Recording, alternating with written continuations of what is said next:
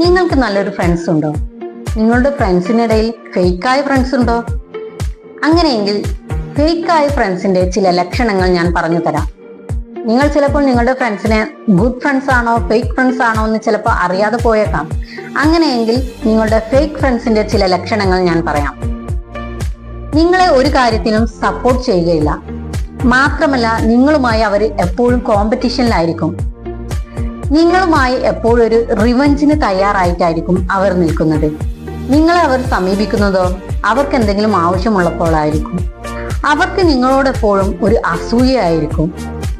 അവരെ എല്ലാവരും എപ്പോഴും ശ്രദ്ധിക്കണമെന്നായിരിക്കും അവരുടെ ഇഷ്ടം.